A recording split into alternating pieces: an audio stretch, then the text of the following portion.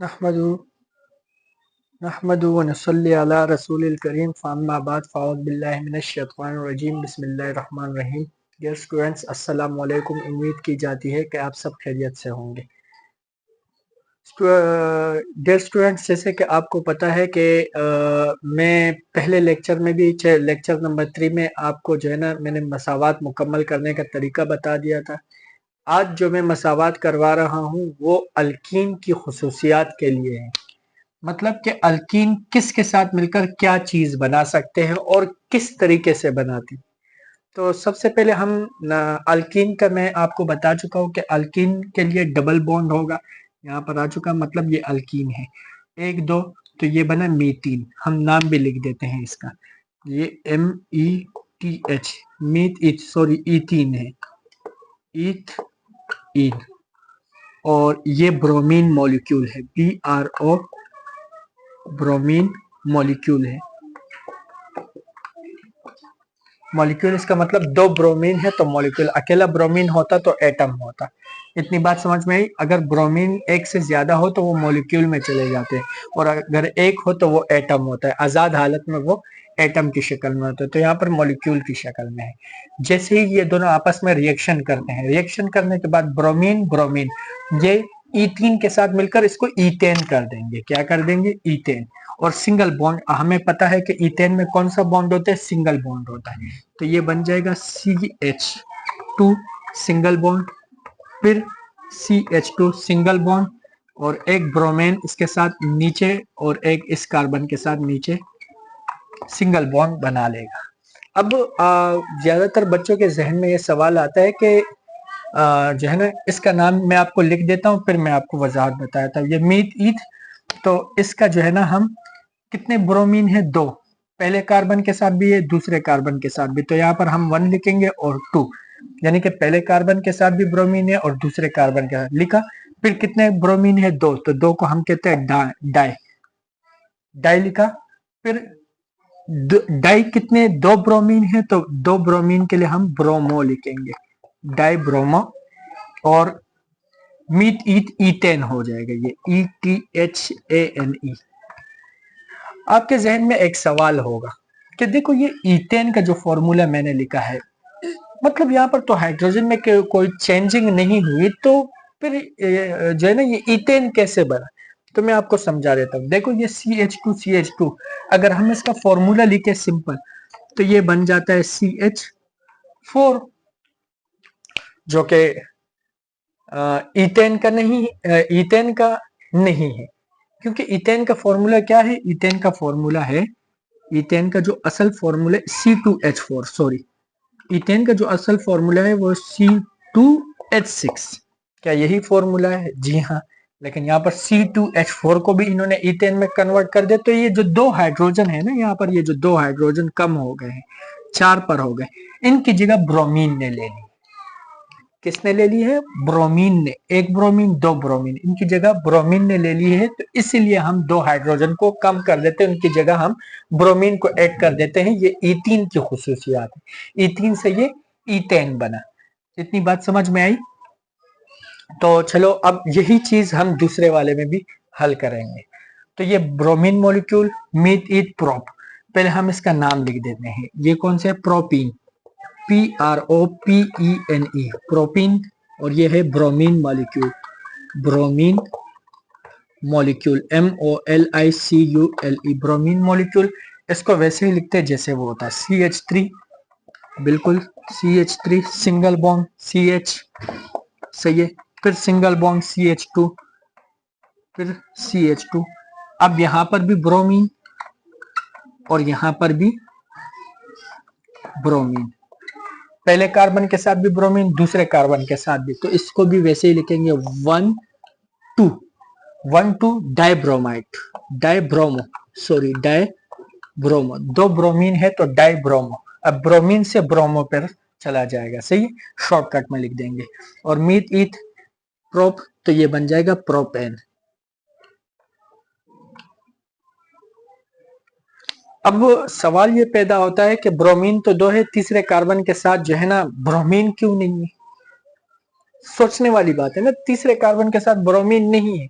तो उसका भी जवाब है कि इस कार्बन के साथ कितने हाइड्रोजन है, एक हाइड्रोजन है, तो इसने एक ब्रोमीन के साथ रिएक्शन किया, ये कार्बन इसके साथ भी बॉन्ड बना रहे और आगे वाले के साथ। सही है, चलो ये बात तो कंप्लीट हो गई। इसकी कहानी, एक अपना बॉन्ड, एक एक इसका, दो, तीन, और एक हाइड्रोजन इसके साथ खुद भी है, चार हो गए। अब ये दो हाइड्रोजन है, सही है, एक ये इसके साथ बना रहे, तीन हुए, और एक नीचे ब्रोमीन के साथ, चार हो गए, ये भी पूरे हो गए। ये हाइड्रोजन कितने हैं, तीन, ये एक इसके साथ बना रहे, चार, पूरे हो गए। इसके भी चार पूरे हो गए, इसके भी चार पूरे हैं, इसके भी चार पूरे हैं, चारों तरफ से बॉन्ड बना दे, सिंगल सिंगल बॉन्ड बनेगा, तो कंप्लीट हो गई। अब यहाँ पर ब्रोमीन लगाने की जरूरत है भी नहीं, और वैसे भी अगर ब्रोमीन फर्स्ट कर लो तीसरा होता भी, मैं सिर्फ आपको समझाने के लिए बता रहा हूँ, उस टॉपिक पर हमें जाना नहीं है क्योंकि वो इससे रिलेटेड है भी नहीं। तो फिर हम उस ब्रोमीन को कहाँ पर लगाते, ये भी एक सवाल था। तो फिर उस ब्रोमीन को मजबूरन हम यहाँ पर लगा देते, लेकिन ये ऑलरेडी चार पर मुकम्मल हो चुका है।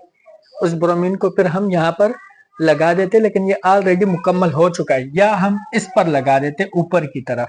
ऊपर की तरफ लगाने से इसका ये फायदा होता है कि चलो ये इन दोनों के साथ बॉन्ड बनाकर अपना बॉन्ड मुकम्मल कर लेता है, इनके साथ ये बॉन्ड को तोड़ देता।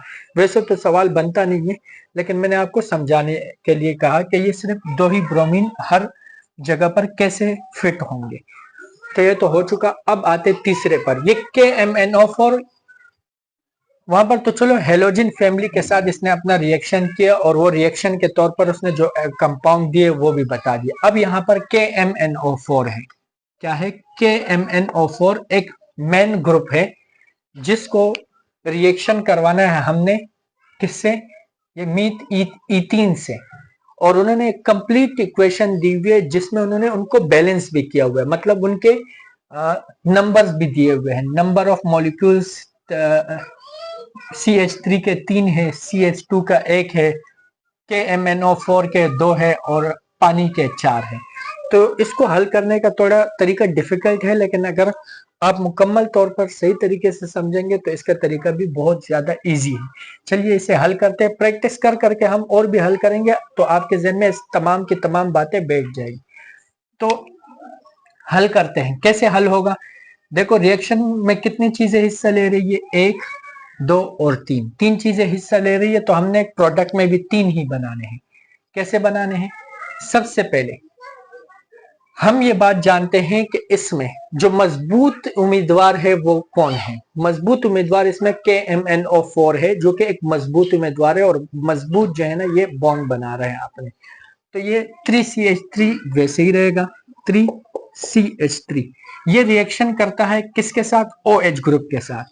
ये सिंगल बॉन्ड बनाकर CH2, ये दोनों दो OH ग्रुप के साथ बॉन्ड बनाएंगे। यहाँ पर ये 4 है ना, तो अगर 4 है तो 2 के साथ बनाएंगे। बात समझ में, इतनी आप समझ लो कि अगर H2O 4 है तो वो ये कितने के OH के साथ बॉन्ड बनाएंगे, 2 के साथ। ये OH 1 और ये OH 2 के साथ बन चुका है इनका। ये रिएक्शन में बता रहा हूं। बनाने के बाद फिर 2KMnO4, अब इसको कैसे हल करेंगे। सबसे पहले तो हम पोटाशियम का देखेंगे कि पोटाशियम कितने हैं, दो। तो दो पोटाशियम OH के साथ यहां पर भी मिल जाएंगे, मतलब ये पूरे हो चुके, मुकम्मल हो चुके।